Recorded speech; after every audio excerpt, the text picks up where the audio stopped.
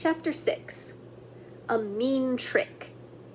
"Stop! Stop!" Ricky shouted when he saw his brother being pummeled by Joey and 3 of his friends.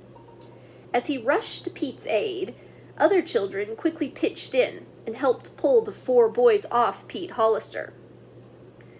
Outnumbered, they ran away, but Joey called back, "Guess that'll teach you, Pete." "Who were those mean boys with Joey?" Ricky asked his brother, as Pete arose and brushed off his clothes. "I don't know their names."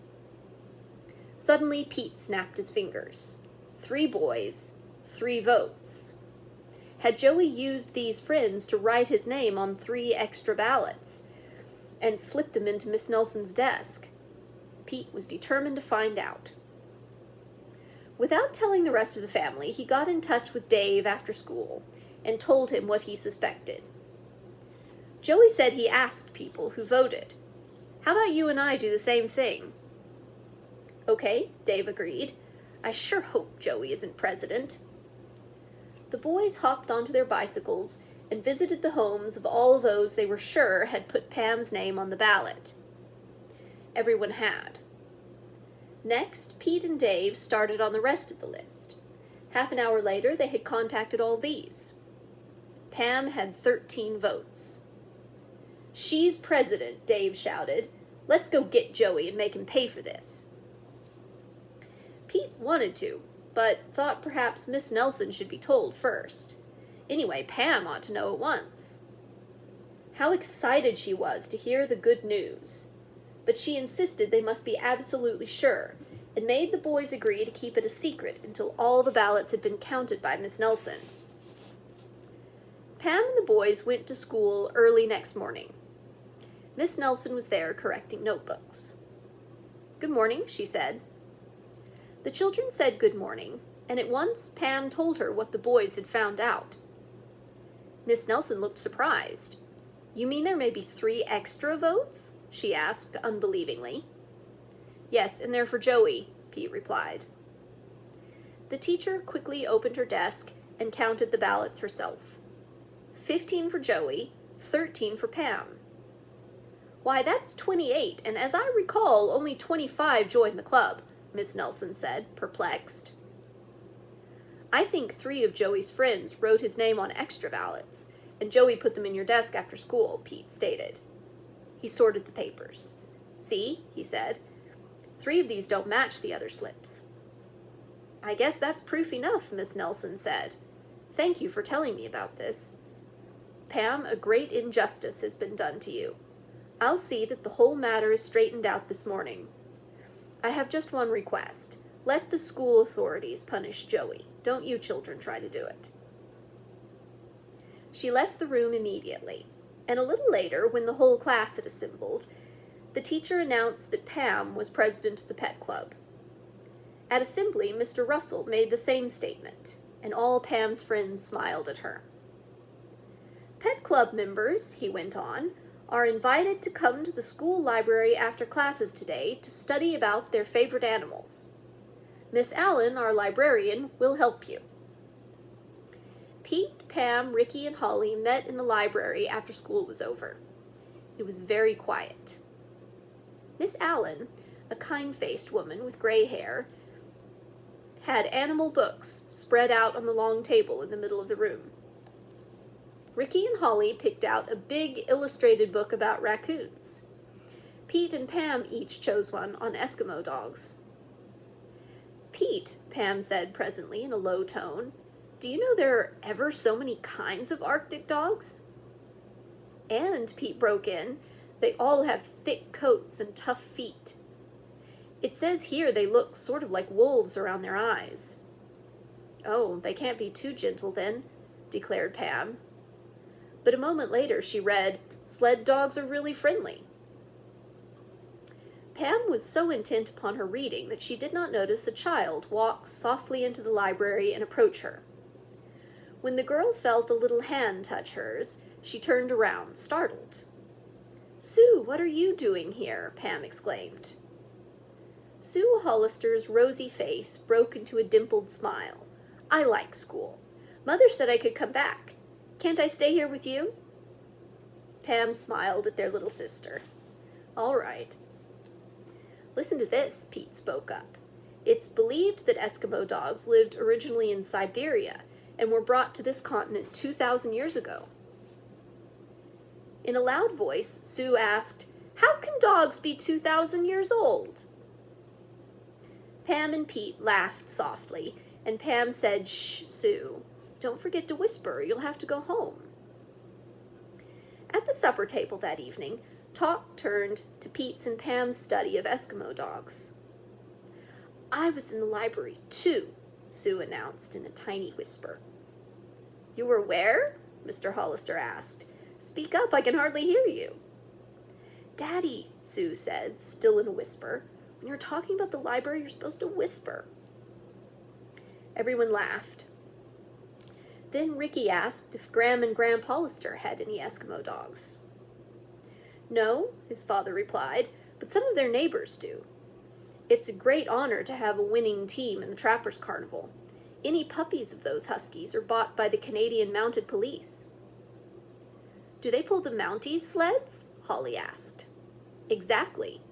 And the Mounties want the fastest dogs in all Canada." Just then the doorbell rang. "I'll answer it," Pete offered. A moment later he called, "It's a special delivery letter from Froston." As Pete ran back to the dining room, he said, "It's addressed to Pam. You open it, sis." Breathlessly, the Hollisters waited to hear the message from Graham and Gramp. Pam unfolded the letter. "It's from Graham and says, 'Gramp and I were so happy to hear from you, and we're glad you enjoyed the Trappers' Carnival on television. We would love to have you come and visit us over the Thanksgiving weekend. Fortunately, the people who had rented our largest cottage have canceled their reservation, so you may have it.'" "Oh, goody!" Holly cried gleefully, bouncing up and down in her chair. "The letter isn't finished yet," Pam said. She went on reading. "Your parents may bring you up any time during Thanksgiving week. We'll have lots of fun together. Love from both of us, Graham." "Crickets!" Pete exclaimed. "I can hardly wait." "Yikes!" Ricky cried. "Now we can see the dog race." "I hope Fluff wins this time," said Pam. "We're all very lucky there was room for us at Snowflake Camp," Mrs. Hollister smiled. With the prospect of the delightful trip before them, the children found it hard to fall asleep that night. But finally each one did. Next morning, before class began, Pam told Miss Nelson of her grandparents' invitation. "Isn't that splendid?" the teacher replied enthusiastically. "I'll be able to see real Eskimo dogs up there," Pam said. At once Miss Nelson stopped smiling. A note of sadness crept into her voice as she said, "That's certainly the best way to learn about Huskies." Don't you like Eskimo dogs?" Pam asked. "Why, yes, of course I do, dear," Miss Nelson said. "See," the teacher did not finish the sentence. Instead, she said in a more cheerful voice, "I have a surprise for you. The Pet Club members have been invited to visit Dr. Wesley's animal hospital. He's a veterinarian, you know." "How wonderful," said Pam. "When may we go?" "This afternoon." Miss Nelson requested Pam to tell the others in the club about the trip. "We'll meet in my classroom right after school." At the appointed time, most of the club members, including Joey Brill, joined the Hollister children in front of Miss Nelson's room. They set out at once for Dr. Wesley's office, which was not far away. What a bright and gleaming office it was. At once the children heard puppies whining and kittens mewing. Just then Mr. Wesley, a tall man with silver-gray hair, came in. He shook hands with each of the Pet Club members and said he was glad they were so interested in learning more about animals. "You'll be particularly interested in a special dog I have here," he said. He beckoned the group to follow him out a rear door into a large backyard. A long row of kennels was arranged about the yard. The children bent down to see the dogs and cats in their little houses. In one kennel was a Chihuahua, a tiny Mexican dog. Next door, looking huger than ever in contrast to his little neighbor, was a Great Dane. Holly looked up at Dr. Wesley. "And where's the special dog?" she asked, twirling one of her pigtails. Dr. Wesley indicated a kennel on the opposite side of the yard, which had a fenced-in run back of it. Eagerly, the children ran to it and peered over the fence. There stood one of the most beautiful dogs the Hollisters had ever seen.